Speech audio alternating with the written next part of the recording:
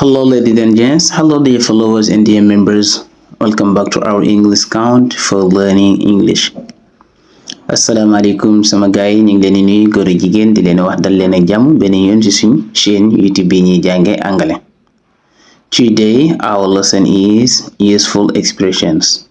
Tey nag lu ñu leen indil moom mooy yenn expression yoo xam ne ni yu am solo. Soo bëggee jàng anglais lii nii war nga ko mun xam nu ñuy waxee nuñ koy laajtee ci mit aywa ñu dem. Bu njëkk, who is this woman? Who is this woman?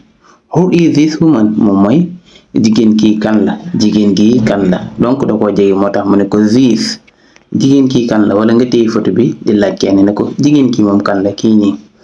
Who is this woman? Maanaam jigéen kii kan la. Who is this woman? Mu koy tontu, she is my mother-in-law.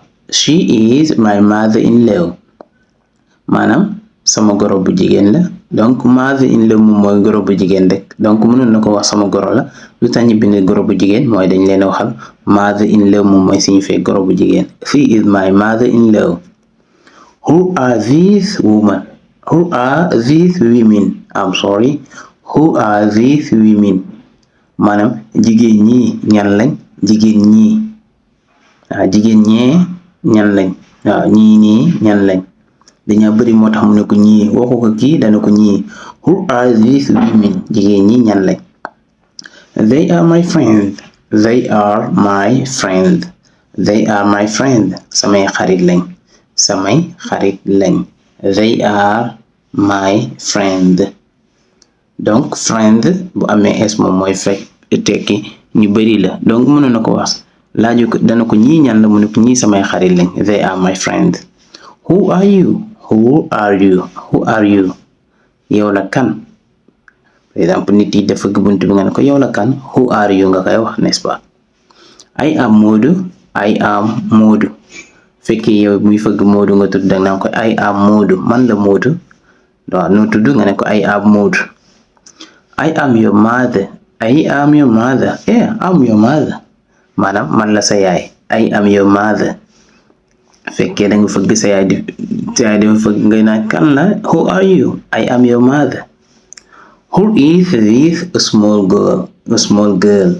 Who is this small girl? Maanaam jigéen bu gàtt bi kan la? Jigéen ku gàtt kii kan la? Who is this? Donc this moom toujours boo ko waxee day fekk ku dalay jege wala nga téye dara di laajte ne kii kan la. Donc loo xam ne ni dafa jege nga ne ko this.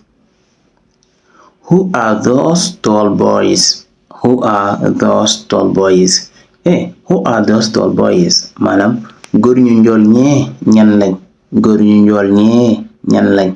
Parce que da ko sori moo tax mu ne ko those moom moo nekk pluriel zat buñ noo xam ne nii dañaa benn bu sori zat ngay wax. Fekkee yu bari yu sori nga ne ko those. Who are those tall boys? Tall moom mooy njool ñu am taxawaay dañuy wax tool. Mu ne góor ñu njool ñee ñan lañ wala góor ñu am taxawaay ñee ñan lañ? Who are those tall boys? Boys moom mooy ñu bari waaw ay xale yu góor yu bari. Fekkee kenn la boy lañuy wax. Who's that pretty woman? Donc ba tey who is ba tey baax na. Who is moom who's yëpp benn la maanaam jigéen gu rafet kii kan la? Who is that pretty woman? Or who's that pretty woman? Jigéen ku rafet kee waaw da ko sori. She is my aunt Ami. She is my aunt Ami. She is my aunt Ami. Sama bàjjen Ami la. Sama bàjjen Ami la wala sama tante Ami la. She is my aunt Ami. Who are your friends at school? Who are your friends at school? Who are your friends at school? Lu muy tekki mooy ñan ñooy say xarit ca jàngu ba. Say xarit ca jàngu ba ñooy ñan la. Who are your friends at school? Who are your friends at school? Jàngu ba ñan ñoo fay sa xarit? Who are your friends at school? Loolu lay tekk jàngu ba.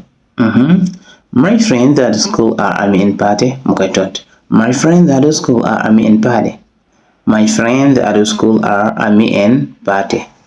Maanaam samay xarit ca jàngu ba ñooy Ami ak Pate. samay xarit donc my friends donc samay xarit ca jàng ba tamit my friends at school are Ami and Pate. Who's his brother donc who is his brother maanaam kan moo fi kan mooy magam wala nga ne who is his brother here kan mooy magam fii kan moo fi magam who is his brother. Beneen who is he waiting for kan lay xaar fii waaw moom kan lay xaar fii wala nga ne ko kan lay xaar fii who is he waiting for. He's waiting for his parent here.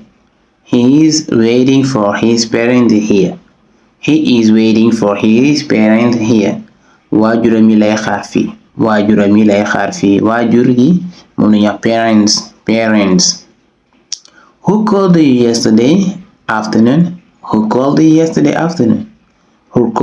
yesterday afternoon.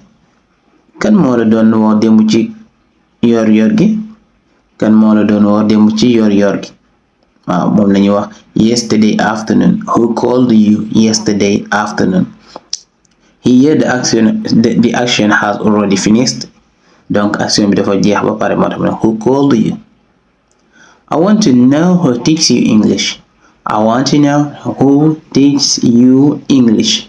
I want to know who teaches you English. dama bëgg xam ku lay jàngal anglais. I want to know mooy dama bëgg xam who teaches you ku lay jàngal English anglais. Who did you find there.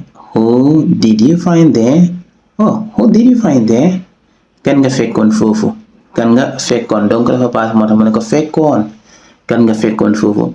Who did you find there kan nga fekkoon foofu. Who is this handsome man be nga ne ko who's this handsome man ba tey who's this handsome man góor gu rafet kii kan la donc handsome we use handsome for men donc handsome dañ koy jëfandikoo ngir lu nga xam ne ni ñu góor ñi la. Who does she know there